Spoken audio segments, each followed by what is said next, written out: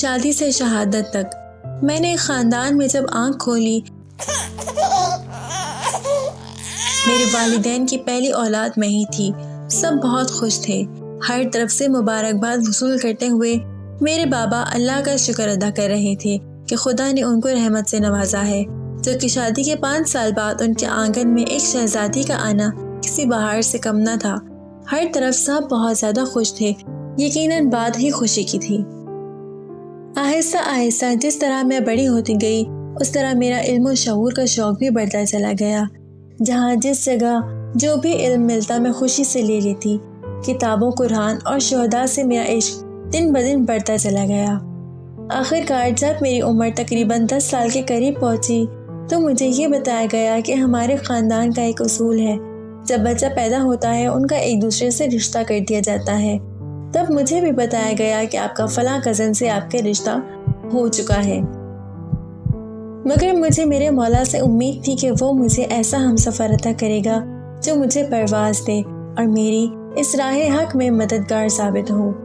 میں نے بنا ہمت ہارے اپنی تعلیم کو جاری رکھا اور دنیاوی تعلیم کے ساتھ شہداء کی وصیت نامے، شہداء کی داستانیں بھی پڑھتی رہی۔ اس طرح میرے پاس اکثر شہداء کی کتب میری ملکیت ہو جیسے۔ میں بہت خوش رہنے لگی اپنی پڑھائی کو لے کر۔ میرا مقصد شہداء کے مقصد کو سمجھنا، دین اور دین کی خدمت کرنا تھا۔ پر کہتے ہیں نا، وقت بھی تیزی سے چل رہا تھا۔ خیر، ایک دن جب کالج سے اپنی دوستوں کے ساتھ گھر آئی تو مادر جان اور میری بہنیں مجھے دیکھ کر ہنسنے لگیں۔ مجھے کچھ عجیب سا لگا۔ رات کو معمول کے مطابق امی سے گفتگو کرتے ہوئے کالج کی باتیں کر رہی تھی کہ امی میری منزل قریب ہے، دیکھ لیجیے گا، ایک دن آپ لوگوں کو اپنی بیٹی پر فخر ہوگا۔ یہ سنتے ہی امی کی آنکھوں میں آنسو دیکھے۔ وجہ پوچھنے اور اسرار پر امی نے بتایا کہ لڑکے والے شادی کی اجازت مانگنے آئے ہیں، جلدی ہی تمہاری شادی ہے۔ یہ سنتے ہی میں وہاں سے چلی گئی اور ہاتھ میں زیارت عاشورہ لے کر پڑھنے لگی۔ میری آنکھوں میں غموں کے اشک جاری تھے۔ میں بار بار مولا کو بلا رہی تھی کہ کب آئیں گے آخر آپ، جب میری شادی ہو جائے گی۔ میں بنا سوچے سمجھے مولا سے اس طرح سے شکوہ کر رہی تھی جس طرح ایک لڑکی اپنے وارث سے کرتی ہے کہ مولا مجھے تو وہ ہمسفر چاہیے تھا جو بہشت تک میرا ساتھی ہو، پر میری کیا غلطی تھی جس کی مجھے یہ سزا مل رہی ہے۔ یہ گریہ جاری ہی تھا کہ اچانک بابا کی آواز گھر میں سننے کو ملی کہ جلدی آئیں سب یہاں۔ یہ سن کر آنکھوں سے آنسو صاف کیے اور گھر کے ہال میں گئی جہاں پوری فیملی موجود تھی۔ بابا نے مجھے اپنے پاس بلایا، سینے سے لگایا اور میری والدہ سے مخاطب ہو کر کہا کہ پتہ نہیں تھا کہ اتنی جلدی بڑی ہو جائے گی، اب اس کی شادی کی تیاری کروں۔ سب مل کر آج اس کے سسرال والوں نے اجازت لے لی ہے، مجھ سے دونوں بچوں کی شادی کر دیں گے۔ یہ سن کر میں پھر سے روتی ہوئی اپنے کمرے کی طرف دوڑتی ہوئی گئی اور وہاں جا کر ایک کونے کی طرف بیٹھ کر خدا سے شکایت کرنے لگی۔ دوسرے دن جیسے ہی میری دوستیں کالج کے لیے مجھے لینے آئی تو میں نے منع کر دیا، بس اب مجھے نہیں پڑھنا، میری شادی طے ہو چکی ہے۔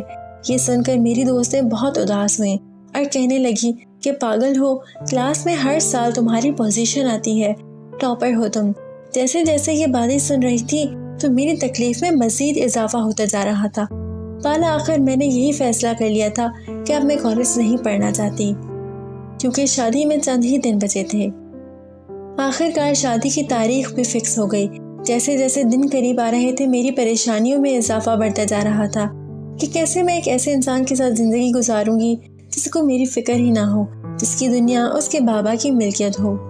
آخر کار امیدیں بھی دم توڑ گئیں اور آخر کار نکاح کی تاریخ آ پہنچی کہ کل صبح نکاح ہے۔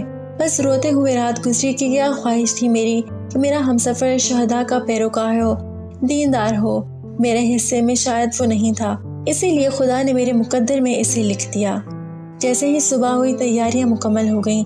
نکاح کے ان تکالیف کے باوجود نکاح نامہ میرے سامنے آیا۔ نہ چاہتے ہوئے بھی بس مولا سے توسل کر کے یہی دعا کی کہ مولا میرا حال آپ جانتے ہیں اور اب مجھے مزید نہیں رونا، میں سمجھ چکی ہوں آپ میرے لیے بہتر ہی کریں گے، مجھے یہ شوہر بھی قبول ہے، بس مجھے تنہا مت چھوڑیے گا مولا، آپ کے وجود کے بنا میں کہاں جاؤں گی۔ یہ الفاظ میرے دل سے ادا ہو رہے تھے۔ میں نے دستخط کر دیے نکاح نامے پر۔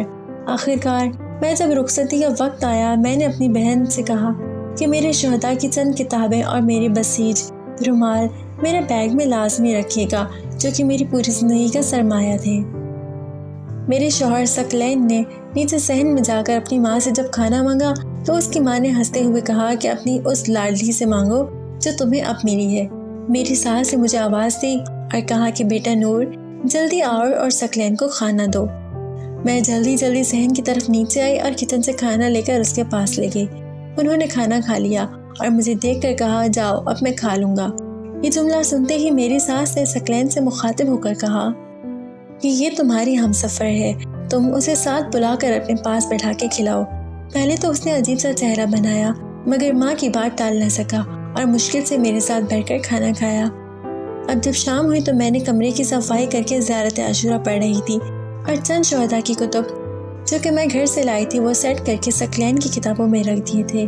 جیسے ہی فون پر بات کرتے ہوئے وہ ہنستا ہوا کمرے کی جانب آیا، شوز اتار کر مجھے دیکھا اور کہنے لگا کہ اٹھو اب پانی پلاؤ۔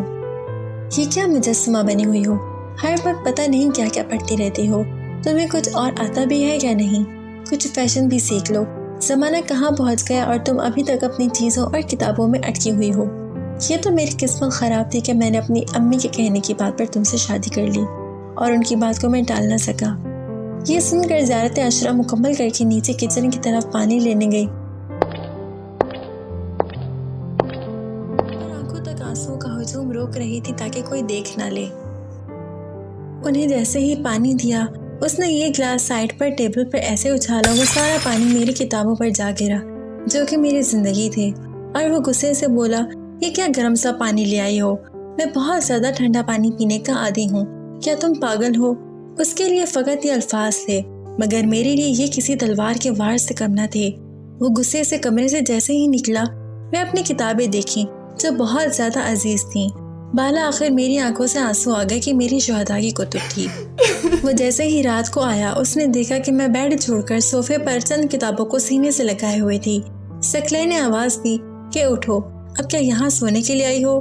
اتنی تیز آواز میں وہ چلانے لگا، جبکہ میں وہ تھی کہ جب ماں کے گھر سوتی تھی تو امی میرے بہن بھائیوں کو کہتی تھی کہ میری شہزادی سو رہی ہے اسے کوئی نہ جگائے۔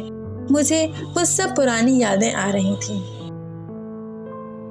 میں جیسے ہی کھانا لے کر کمرے میں آئی وہ دوستوں سے گفتگو کرتے ہوئے فون میں مصروف تھا۔ میں نے کھانا رکھا، اس نے جیسے ہی کھانے کی طرف نگاہ ڈالی تو وہ کھانا اٹھا کر بڑی زور سے اس نے زمین پر دے مارا۔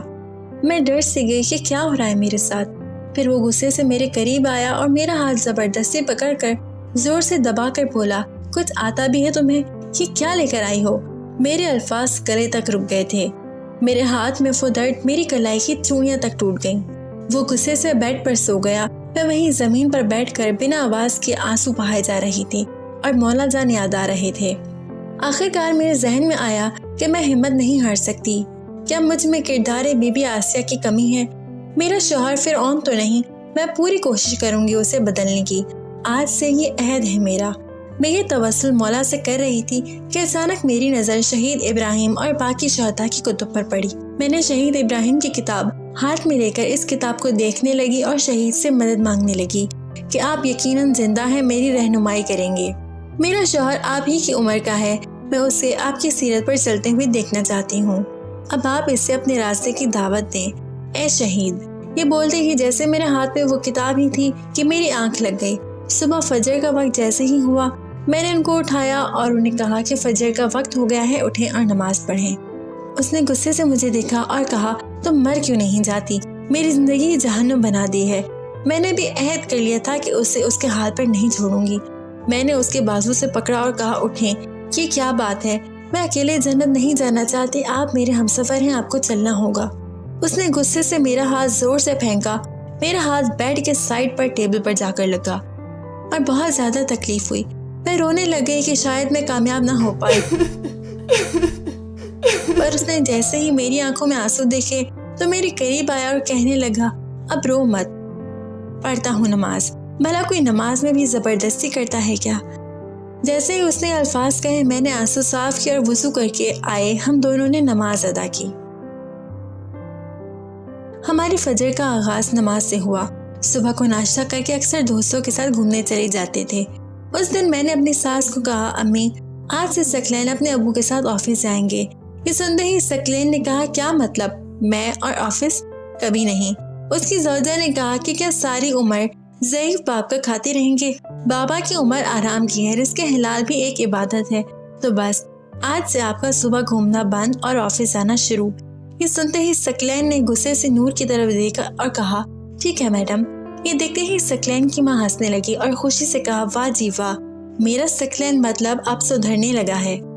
ثقلین نے ماں کی طرف دیکھا اور کہا کوئی نہیں سدھرا، یہ جو آپ میرے لیے انٹی ٹائپ بیوی لائی ہے نا، یہ مجھے میڈم لیکچر سناتی ہے روزانہ، بڑی آئی۔ یہ دیکھ کر نور بھی ہنسنے لگی اور کہا اب سوری کہتی ہوں، جائیں آفس۔ ثقلین تیار ہو کر آفس کے لیے روانہ ہوا۔